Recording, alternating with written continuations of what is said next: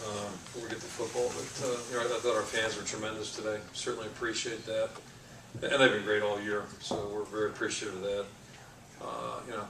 Sorry we couldn't honor the vets in a better fashion. I think that's 2 years in a row now we've lost when we celebrate Veterans Day. So, but just certainly appreciate the athletic department's efforts to recognize the vets in a very, I think, appropriate way. So, and the last thing, too, just I think everybody feels the same way in our community, the University of Iowa community. Just our sympathy to the family of Sam Becker. And I've had the pleasure of meeting some really great Iowans during my time.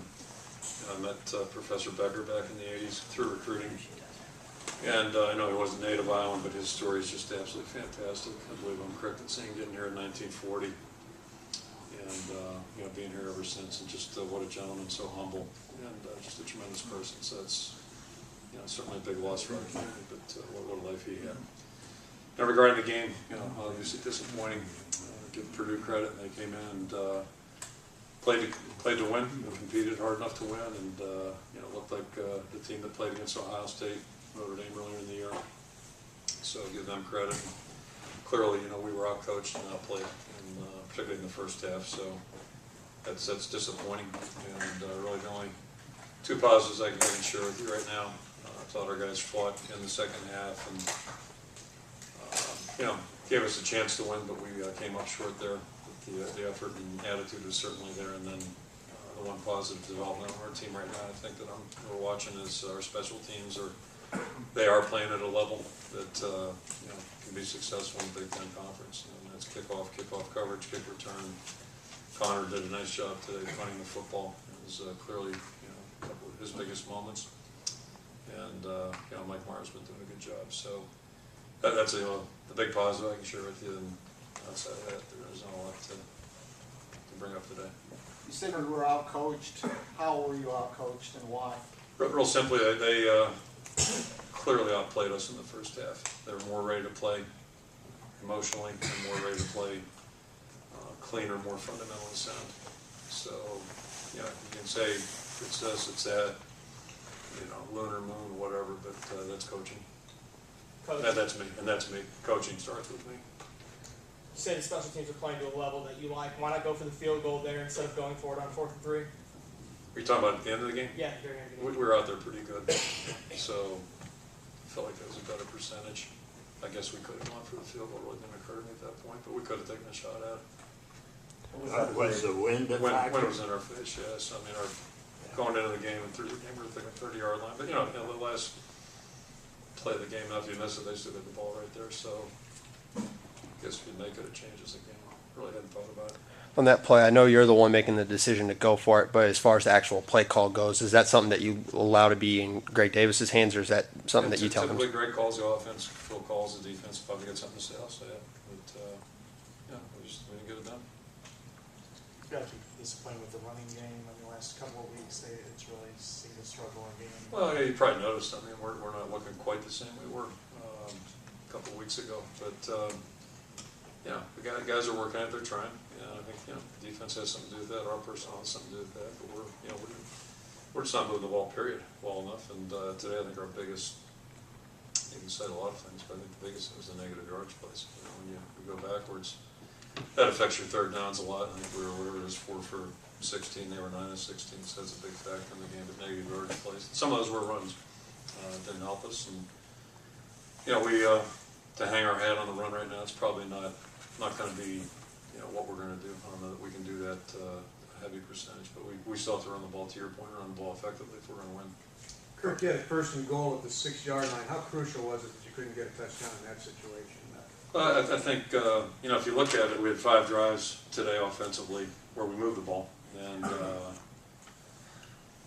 in a couple of instances, moved the ball the length of the field and did a good job. But I think that if it comes down to anything, certainly and goes back to the first week of the season, we had a hard time down in the red zone. So if you can't come up with a touchdown there, that impacts the game. And then certainly at the end of the game, we got a 4th and 3, I believe it was, a very makeable situation. We couldn't make that. Not that it's a routine play or easy, but so that's the time we drove the ball too. But those 2 drives, not finishing those in a 3-point ball game, are going to become a big Coach, can you talk about, you know, when you're on a streak like this, how do you manage the psyche of the team, keep players thinking positively? Yeah, What's the you know, to job me, ahead? it's really simple. If you want to compete, if you want to be part of this, and you come back tomorrow really concerned about and interested in what can we do to improve. That's each and every one of us, coaches, players. And you know, if not, then you know maybe you need to do something else. But it's you know it's not like there are any options here right now. Nobody you know nobody's going to throw us a life raft or anything like that. We need to take care of ourselves and try to do what we can to do better in all areas. Kirk, Purdue loses all 3 of its fumbles and commits 10 turnovers, or 10 penalties and still wins. You only have 2 penalties and no turnover. Does that say more about you guys, or does it say more about Purdue? Well, yeah, the only thing I'll say again is I thought, me personally, I thought we lost the game in the first half, you know, the way we played. And, yeah, I really didn't spend much time peeking at the stats over the first half, but I just know this, we didn't play well enough to expect to beat them, and they did, you know, to their credit, they did. Coach, on that 4th and 3, is that a play where you maybe more expect everybody to get past the stick, so you, at least the throw's going to get there and get you the first down, where you're not going to worry about breaking a tackle? Yeah, either that, or you hope the receiver has leverage on the defender where he can get it turned up, but it didn't work out that way. Coach, how would you rate your tackling today? 4, I mean, you know, you hit the game, right? I mean, that was a big part of our problem today, and you can't play good defense if you don't tackle well, and I think that was pretty evident today.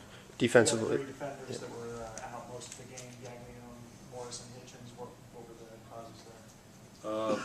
Illness and a little bit of an injury, you know, that type of thing. So, you know, that's football, and I'm sure they got guys out too. Is this your offense? Do you think that it's easy to prepare for? Well, you know, if we don't block better, if we don't throw better, run better routes, you know, and run better, that's the name of the game. It's execution. It's about playing well fundamentally. And that's kind of what I was trying to hint at, particularly in the first. Talk about our first half. You know, we weren't playing well enough. We weren't coached well enough. That's fundamentals, and didn't play hard enough to expect to win. But do you think, I mean, are you laying most of that or all of that on execution? I've always been a big believer in execution, and you know, you know, I guess my vantage point on that one, Mike, is it's easy when you know, whatever, how many yards we had today, wasn't enough. That really doesn't explain the series where we did drive the ball. And we have driven the ball over the last several weeks, but we haven't done it consistently enough. So part of that's your opponent. You know, I mean, you're not just going to go down and knock them down like bowling pins. Part of that's your opponent. But also, you know, it's operating at the highest proficiency. Play calling's got something to do with everything, but you know, I think our execution, I'm going off 13 plus years here, that's typically what it usually comes down to. After games, it's usually what it comes down to on Sundays. When you start going back through your out of season, that's what it comes down to usually is, you know, we didn't execute well. And that's kind of how I always look at this game. Purdue came in as a team that couldn't stop the run, but today they stopped it. Yeah, they got some big guys up there, as you know, and Experience. You know, they got experienced guys. Both those guys inside. You know, the state of Indiana is well represented. I don't know. In fact, I do know Notre Dame's got good guys inside too. We won't play them, but I've seen them on film. But the 2 teams we've played, we've got, you know, very stout, good football players in that defensive tackle slot. And yeah, so I mean, I'll give them credit. I did give them credit. They played well.